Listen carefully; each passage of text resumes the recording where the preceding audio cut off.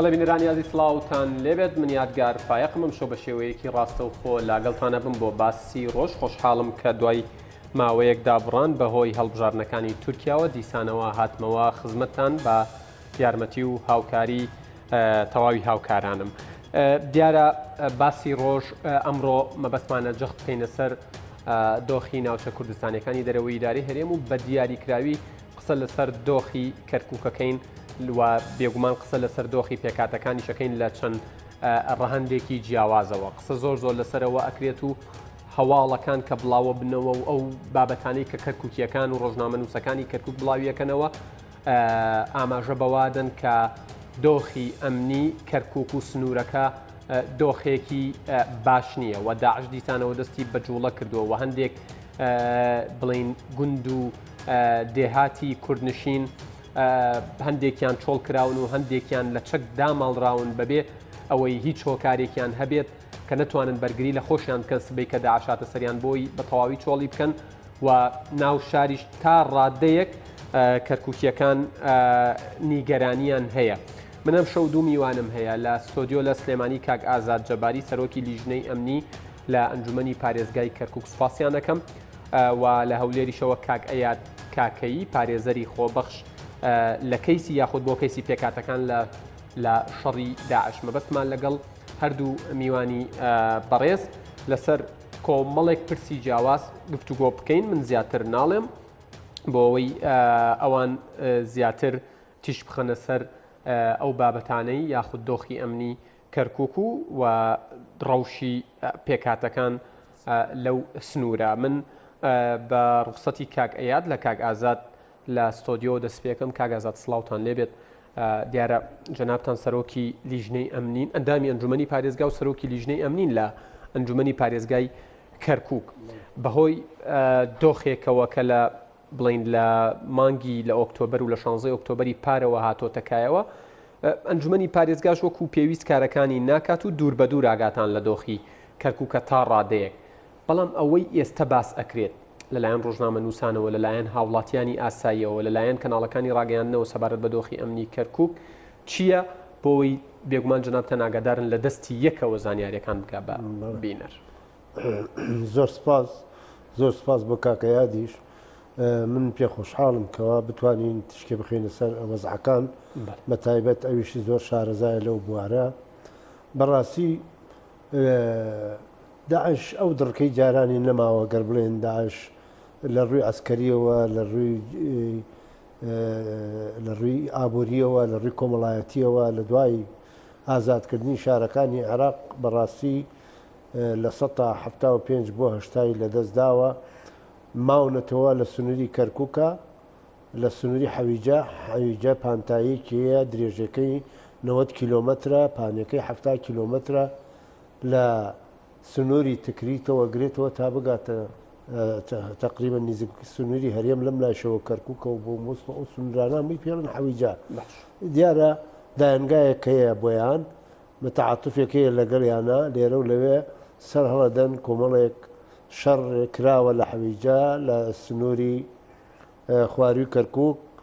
لەگەڵ براکانمان کاکەیەکان شەڕ بووە. بەڕاستی کۆمەڵە شەڕ لەم بابەتانە بووە. بەڵام من بەوەی نازانم کەوا جارێکی تر بەم ئەم وەختانە داعش ئەوەنە خەتەرناک بێت و تاسیر بکا و باس لەواکەن کەرکووک داگیر بکا و ئەوانە کاتی خۆی کە ئێمە لە کاتی دکتۆر نەژمەدینە و لە کاتی کانی تریشا ئێمە بەدەیان خەلایەیان کەشفەکرا کۆنتترۆلمانە کرد. لەبەرەوەی ئێستا من ئەوەی ئەبینم لێرە بۆشایی ئەمنی نییە کە نەتوانن من ئێستا ئەبینم لێرە حادیسەکە شتەکان ڕوەدەن اینجا کاڵێن خیوتی شتەکانمان دۆزیوەتەوە ئەوە نەخێر لە عالەمی دنیا ئێستا استباقیە في حصول على معلومات ئەمە شەردژە تیرۆر ئەمەیە کەوات و کەشفەکەی پێشەوەی ئەوە لە پاریس ABC پوچەڵمان کردەوە لە لەندەن ABC لای ئێمە شەروا بوو هەموو ئەو خەلایە کە پوچەڵە کرایەوە ڕێگەمان نانێتەوێ بڵێ کە بۆشایی ئەمنی هەیە لە کەرکووک چالاکیانە شەبین ئەو هێزانە تەجربەی ئەمنیان نییە بەداخەوە چێزی ئەسکەری چی شوتەی اتحادی بەڕاستی ئەبێ ئەوەڵ وەخت پەنابەرن بۆ هێزی پێشمەرگە و ئاساییشی کورد لەبەرەوەی لە 2023ەوە بەو بۆ نزانیاریانەوە کە لە هەموو جیاتەکان لە کوردستانەوە لە عێراقەوە لە شوێنەکان ترەوە بۆیان هات خۆشیان هەردوو لە دەورێکی ڕیادیانە بینی لە کۆکردنەوەی زانیاریەکانە. بەڵێ سوپاس دەکەم. ئەچینە لای کاک ئەیاد کاکەیی لە هەولێرەوە. کاکەیاد سڵاوتان لێبێت. بڕێک لە قسەیەکی خۆتانەوە دەست پێ یەکەم. ئێوە پار ساڵ بە دیاریکراوی لە 27 ئۆکتۆبەر لە دوای 16 ئۆکتۆبەر لە لێدوانێک ئاماژەتان بەوەدا بوو کە کاکەیەکانی کەرکووک و نینەوە مەترسی جینۆسایدێکی دیکەیان لەسرە. ئەمەی ئێستا ئاگوزەرێ تەواوکاری پیلانەکانی ساڵی ڕابردووە بەرامبەر بە کاکەیەکان و کورد؟ سلااو لە بەڕێزت کاگیادگار لە بینێران بە خێراتنی کاگازات دەکەم. دیارە زۆر بەداخەوە ئێمە لە دوای 2023 ئەگەر ئێمە پۆلێنی بکەین سەردەمی ئێمە کە عێراق ئازاد بوو ئێمە وەکو پێکاتەی کاکەی دیارە لە کەرکووک و لە مووسڵیش بە تایبەتی بێبەش نەبووین وەکو هەم پێکاتەکانی تر لەو کردەوە تیرۆریستیانەی کە ئەنجامدرا لە کوشتن لەسەر ناسنامەی کوردایەتی کوردبوون بە تایبەتی و ئێمە لە هەموو حکوومەتەیەک دەدواکانی عێراق شەڕی ئێمە شەڕی خاک بووە کاگیادگار شەڕی ئێمە شەڕی ناسنامە نەتەوایەتەکەمان بووە کە کوردین بێگومان ئێمە لە دوای ئازادی عێراق تیرۆریستان دەستیان هەبوو لە کوشتنی خەڵکی سڤیل لەو ناوچانە ترساندنیان بۆ چۆڵکردنی ناوچەکانمان و ئەگەر بین دوای 2014 و سەحبکردنی یاخود کشانەوەی هەموو هێزەکانی سەربازی و ئەمنی عێراق و ڕادەستکردنی ئەو شوێنانە بە تیرۆریستانی داعش ئێمە توانیمان مقاومە بکەین لە ناوچەکانی کەرکووک و لە دێهاتەکانی کاکەیەکان لە بەری مووسڵ بەڵام بەداخەوە و ئەگەر بین پاش لە ئۆکتۆبەریش سیر بکەین هاتنی هێزی هەشت بە هەمان شێوە زەرمەندی یەکەم ناوچە سنووریەکان بوو یاخود ناوچە کوردستانیەکانی دەرەوەی هەرێم بوو چونکە هەمیشە ئەوانەی چۆن باسم کرد لەگەڵ هەموو حکوومەتەیەک دەدوایەکەکان تۆ شەڕی فەرهەنگت هەبووە. ئێمە لە کوردستان خۆشبەختانە لە دوای ڕاپەڕینەوە و کرانەوەی هەرێمی کوردستان بە ڕووی دەرەوە ئەوە ئەرزیەکی خۆش کرد بۆ ئەوەی هەرچەندە ئێمە پێکەوە ژیان لە کوردستان دەتوانم بڵێم لە دێر زەمانەوە ئەوەی فەخر و شانازیبی بۆ ئێمە وەکو هەموو کوردستانیان ئەوە پێکەوە ژیانی سەرجەم ئاین و نەتەوە و ئاینزاکان بووە لە کوردستان کێشەیەک نەبووە بە ناوی ئاین لە کوردستان بەداخەوە کە ئێستا ئەو کێشە سەریادە بۆیە ئێمە پارساڵ ئەو هێرشەی کە کرا سەر گوندی شەشەی کاکەی بەداخەوە کە کاک حوسامەدین و کچەکەی و ئەوواروە خێزانی و کوڕەکەی و بووکەکەی ڕفێنرا ئەو تاوانە نەبوو کە لەو مانگە ڕوویدا ئێمە ئەو کاتەش زەنجی مەترسیمان لێدا وتمان ئەو ناوچە سونیریانە هەرچەندە هێزی پێشمەرگەش هەبوو بەڵام لێت ناشارمەوەکو برای بەڕێزم کاک ئازاد باسی کرد کاکە یادگار ئەو شوێنانە لە ڕووی جوگرافیەوە بۆ داعش یاخود بڵێن بۆ هێزە تیرۆریستیەکان سنوورەکە بە شێوەیەکە کە ڕەنگە ئەگەر هێزێکی بربڵاوە نەبێ نتوانی سەیتەڕە بکێ سەر ئەو ناوچێ بۆیە لە کاتی بوونی هێزی پێشمەرگەش ئێمە هەر ئەو قوربانیە وەکو کاکەی وەکو پێکاتەی کاکەی ئەو قوربانیەمان داوە ئێوە پێتان وایە ئەمەی ئەگوزەریە لەلایەن داعشەوە جم و جوڵی هەڕەمەکیە کە لەبەرەوەی بڵین دێهاتی کاکەیەکان لەسەر ڕێیانە بڵین ئەبن بە قوربانی یاخود بەمە بەست ئەکرێ بۆ ئەوەی ئەو ناوچانە لەلایەن کوردەوە چۆڵ بکرێن. من چۆن باسم کرد کاگیادگار شەڕی ئێمە شەڕی خاکە شەڕی ناسنامەیە بێگومان تۆ هەموو هێزەکان ئەگەر کۆی بکەوە بە کۆی هێزەکانی داعش بە کۆی هێزەکانی تیرۆریستانی پێشتر کە هەبووە بە ناوی قاعیدە بە ناوی کۆمەڵک گروپی تیرۆریستی ناویان لە خۆینەوە تا دوای ئەم گروپانەش هاتوون ئەمە هەر هەمووی شەڕی ناسنامە و شەڕی خاک بووە لەگەڵ ئێمە بۆیە ئێمە ئەوە تۆ لە کاتێکدا ناوچەیەک دەکەی ژێر کۆنتترۆلی خۆت بۆ هێزە ئەمنیەکانت ناتوانانی گیانی ئێمە بپارێزی بێگومان ئەوە سیاسەتێکە بۆ چۆڵکردنی ناوچەکان بۆ جێهێشتنی دێهاتەکان بۆ سیاسەتی تعریب بە شێوازێکی تر و لەژێر هێزێکی تر. بەڵێ سوپاس دەکەم کاگەیاد بێگومان دێمەوە لای جەنابتان کاک ئازاد یعنی ئەوەی لە قسەکانی تۆ لە قسەکانی کاگەیادی شەوەک و دەرەنجام ینی پێی ئەگەین ئەوەیە کە بەمەبەست ئەم شەڕی خاکە بەرامبەر بە کورد و ئەم پیلانگەڕێ بەرامبەر بە کورد بەڕێوە ئەچێ بۆ ئێو ناوچانە چۆڵ بکرێن و زۆرترین خاک لە ژێردەستی کورد بێنرێتە دەرەوە. ئەی ئێوە وەکو ئەنجومەنی پارێزگا و بە دیاریکراوی کە جەنابتان سەرۆکی لیژنەیەکی زۆر هەستیار و گرنگن چیتان کردووە بۆ من پرسە هەر دانیشتون ئێوەش ینی وەکو پارتە سیاسەکان بە بەیاننامە بێتاقەتی خۆتان دەرەبڕنیان هەنگاوی فعلیتان ناوە بۆ چارەسەرکردنی ئەو کێشە زۆر سپاس کاکە بەڕاستی دەنگ وەخمە پاڵدەنگی کاکەیات بەڕاستی کاکەیەکان کوردی کاکەی باجێکی قورسی کوردایەتی و نەتەوایەتیان داوە لە هەر جێگایە بێتن ئەمن نازام تێناگەم لەم مەزهەب بچیانە کەوا بۆ ئەترسن کەوا کاکەی و یەزیدی خەتەر بێ لەسەر ئیسلام ئەو ئیسلامی کەوا کەسیان بڕایان پێنەماوە دین ئیسلامیان هێناودایەنە کورد و وازیان لێناو خۆیان تەنها کوردە بە هەموو شێوەیە قەناعەتی تەواوی بە دین ئیسلام ماوە جێگای داخە یعنی لە هەر شوێنێ بێ محارەبەی یەزیدیەکانت بی چۆن جینۆساید کران پێیشیان بکرێت لە کەرکووک شاوان لێکەن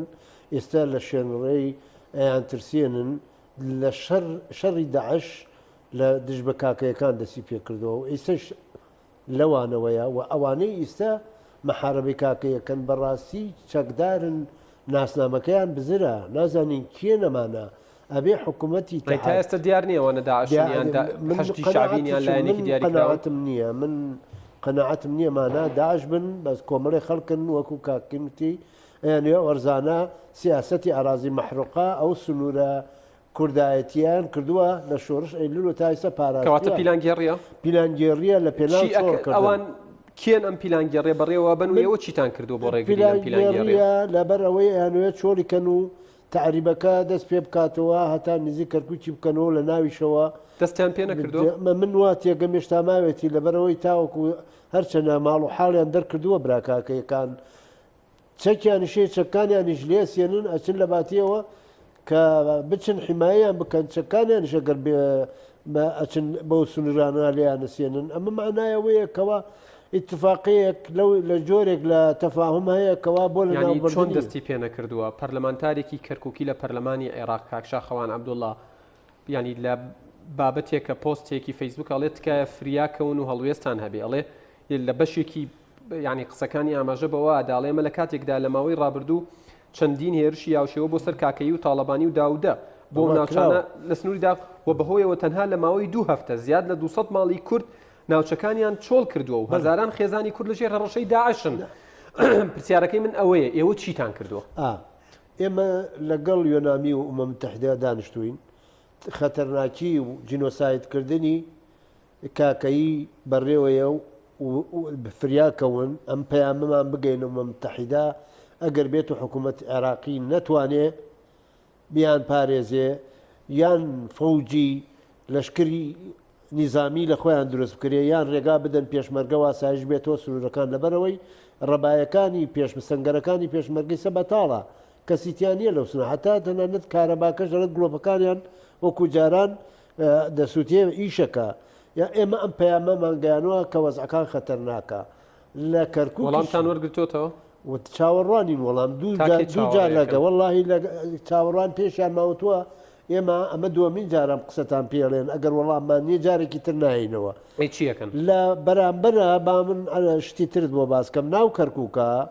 ئێستا فێربوونە کە تەقەیەکە کرێت لێرە و لەوێ شتێکە تەقێ ئەوان بەڕەمەکی بە عشوایی تەقە لە خەڵکەکە کرد ئەوەی شۆراوت 20 کافرەتێک کوژرا و 34 بریندار بوون و ئەوانە مانگەیانە یۆنامی و دانیشتین لەگەڵیانە مۆتەمەرێکی سەحافی کرا وەکو ئەندامانی ئەنجومان دیار بۆ دژە تیرۆری عێراق کردووە بەڵێ حتا یەکێکیان وتی لە عەرەبەکان وتی بابەوە دوو سیارە بوون سیارەی دووەم وتم بابە ئەمە فشکی دۆشکە بۆوانەی کوشتەوە ئێمە ڕسمەکانمان بینیوە و ئەوەمان کردووە اینجا لە ناو شاری کەرکووکە ئەمە دەستی پێکردو و لێرە لەوێشە بۆی کەمەڵێم تەواو نابێکا ئەیانەوێ لە کەرکووکەوە دەست پێ بکەن بە هێنانی خێزانەکان بە بەتابەت لە تکریتەوە ئەممان بەڕاکان سعید و تۆ کەوا تو ڕێگادی 300 خێزان بێتە کەرکووکەوە ئەمە بەچی شێوەیە دێری بەچی ئالەیە گوای ئەمانە لە پێشە وەختی خۆی هاتوونە سەدام هێنایەنێتی ئیسیانێ بگەڕێنەوە کاتی ئەوە دەست پێ بکە ئەوانیش دەست پێکەن بۆ کابراکاکەیەکانمان کە بیان جوولێنن لەو سنوورانی خۆیان سپاسەکەم کاگەیات ینی پێتان وایە هەڵوێستەکانی ئەنجومەنی پارێزگای کەرکووک لە دەرەوەی کەرکووکەوە کافیە دانیشتن لەگەڵ یۆنامی و قسەکردن لەگەڵ ڕاکان سعید کە وازەحە بوقێکی عروبە و عەرەبچێتی بەدەمەوەی و ئەیگەڕێنێ بە ناو کەرکووک و تەنانەت ینی هەندێک جار تورکچێتی شەکات هەنگاوەکانیان هەڵوێستیان کافیە بەغدا ئەمن ڕێزمێ بۆ ئەنجومەنی پارێزگای کەرکووک دڵسۆزیان دەستیان خۆش هەرچیەک بەڵام کێشەکە زۆر لەوە گەورەترە لەسەر ئاستی پارێزگای کەرکووک بتوانێت لەگەڵ یۆنامی ئەمن ئەوەی لەبەر دەستمە ئەوە نامەی پێکاتەکانە پێکاتەی ئێزیدی مەسیحی شەبەک تورکمان کاکەی ئێمە ساڵانە لە دادگای تاوانی نێودەوڵەتی بەشدارین لە مؤتەمەرەکانی ICC ئێمە بەشدارین من ئەو نامانەم 2 ساڵ گەیاندۆتە دەستی فاتۆ بن سۆدا سەرۆکی داواکاری گشتی لە دادگای باڵای تاوانەکانی نێودەوڵەتی وەڵامی ئەو بۆ ئێمە تا عێراق نەبێتە ئەندام تۆ ناتوانانی هیچ دۆسیەک لە عێراق بجوولێنی وەڵامی منیش بۆ بەڕێزیان ئەوە بوتم خۆ لەبنان ئەندام نەبوو لە دادگای تاوانی نێودەوڵەتی بۆ حەریری ئێوە توانیتان دادگایەکی تێکەڵ دروست بکەن بۆ ناتوانن بۆ ئێزیدی مەسیحی شەبەک تورکمان کاکەی کە بێکاتەکان لە عێراق و خەڵکی مەدەنی لە عێراق لەسەر ناسنامە جێنۆساید دەکرێت ئەوە ئێوەن بەرپرسیارن لەسەر لەو تاوانە گەورانەی کە لە ساحی عێراق ڕوودەدا بۆیە کاک یادگار ئێمە بەداخەوە شەڕی ئێمە لەگەڵ بەغدا دوو فەرەنجی زۆر لێک جیاوازین تۆ فەرهەنگێک بڕات بە هەموو پێکاتە بڕات بە مافی مرۆڤ بڕات بە پێکەوە ژیان هەیە فەرهەنگێکی تر لەولاوە تەنها بڕای بەهێز هەیە بۆیە ئێمە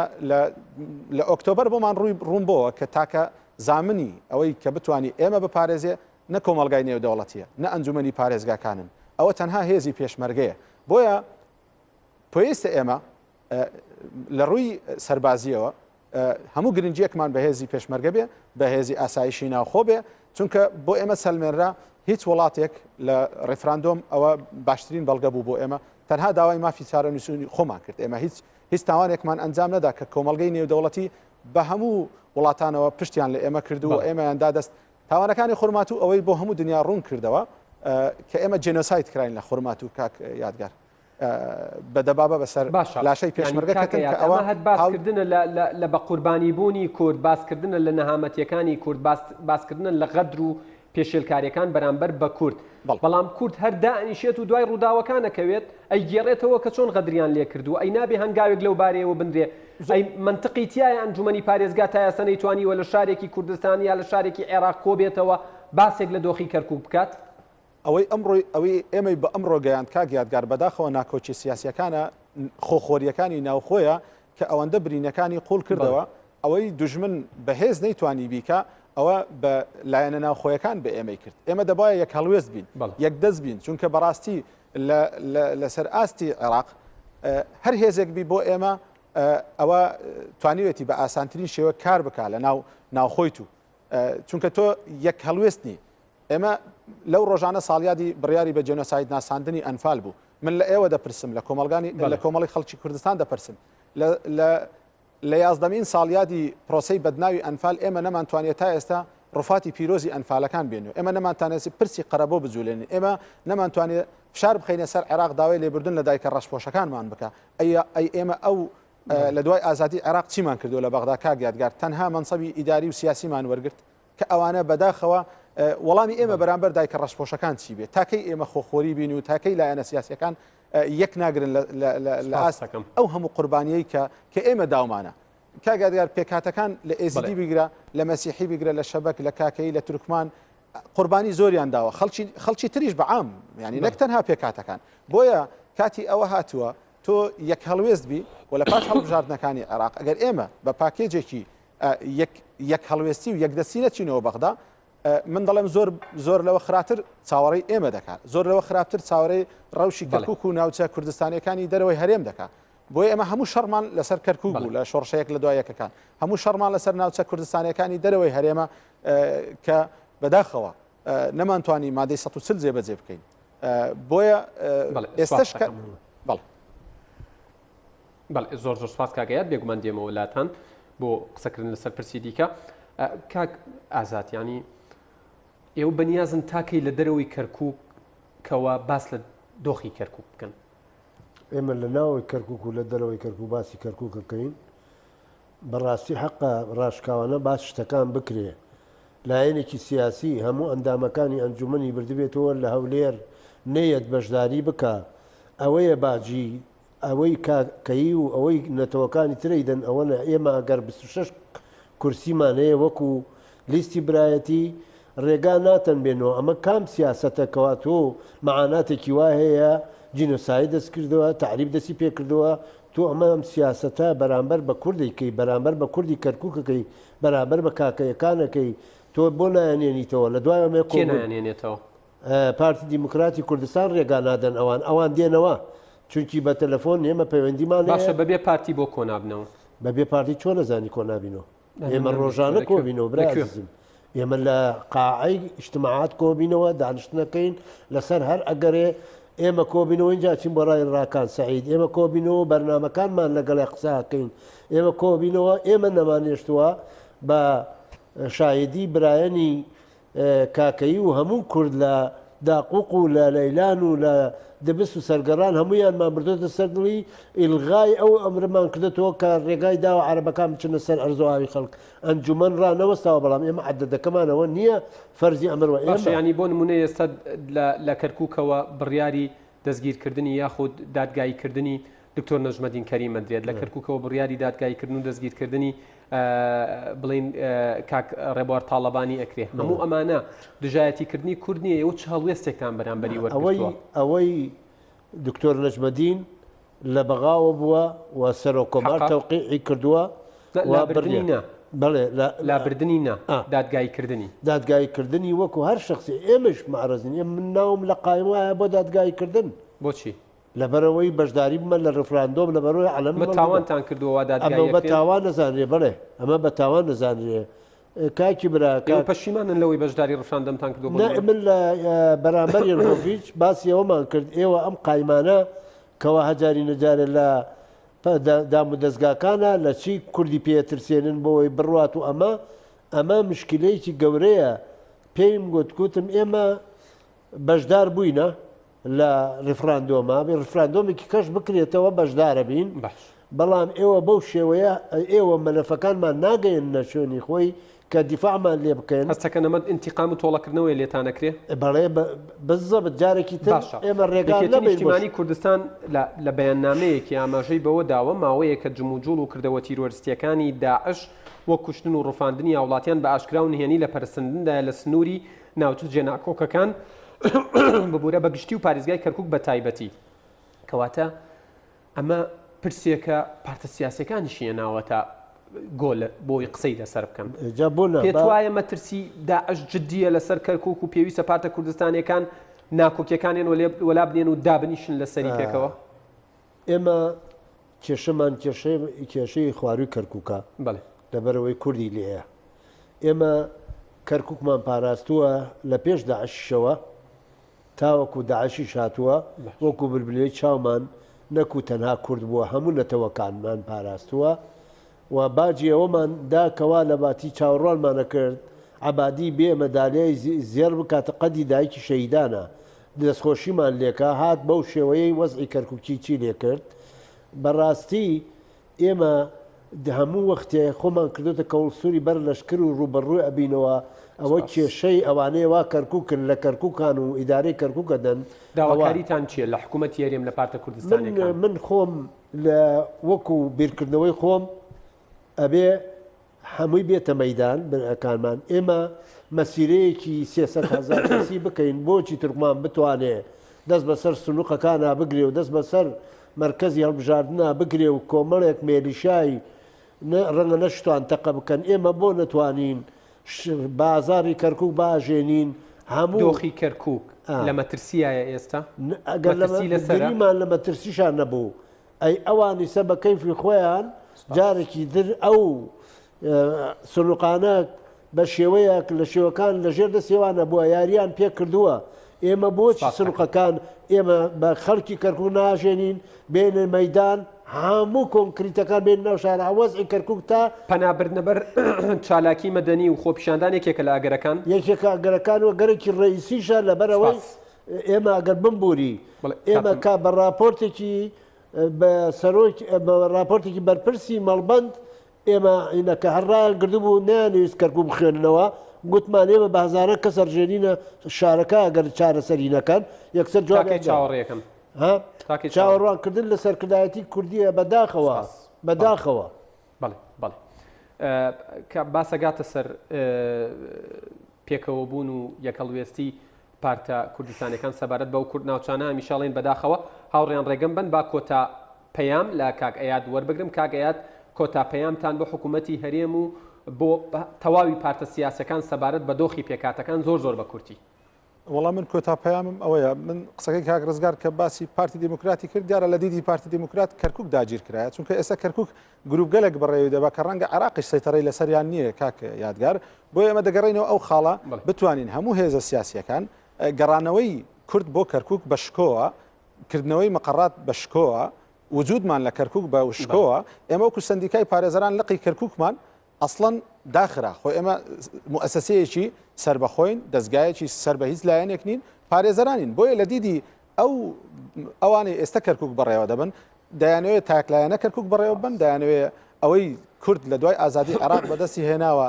لە دەستی بدا دەگەڕێمەوە سەر ئەو خاڵی تا ئێمە بەردەوام بین لەسەر خاڵە ناکۆچیەکان کاک یادگار زیاتر خەڵکی کوردستان ئەزیێت دەدەین زیاتر دایکە ڕەشپۆشەکان دڵیان دەشێنین دەبێمە بگەڕێنەوە سەر خاڵە هاوبەشەکانی لایەنە سیاسیەکان لە کەرکک و شکۆ بگەڕێنەوە بۆ کەرکک و کەرکوچیەکان بۆ خورمات و بۆ ئاوارەکان بەڵێ کاک ئەیاد کاکەی پارێزەری خۆبەخش بۆ کەیسی پێکاتەکان لە شەڕی داعش لە هەولێرەوە لەگەڵمان بووی زۆر سوپاس کاک ئازاد جەباری سەرۆکی لیژنەی ئەمنی لە ئەنجومەنی پارێزگای کەرکک لە سلێمانیەوە لەگەڵمان بووی سوپاس بۆ جەناویشتان ماندوو نەبن بەڵێ بینەرانی ئەزیز باسی ڕۆژ کۆتایی هات سوپاس بۆ تەواوی هاوکارانم لە سلێمانی و لە هەولێر تا باسی ڕۆژێکی دیکە ئێوە و کوردستان لە ئەمانەتی خوادا بن کاتێکی خۆش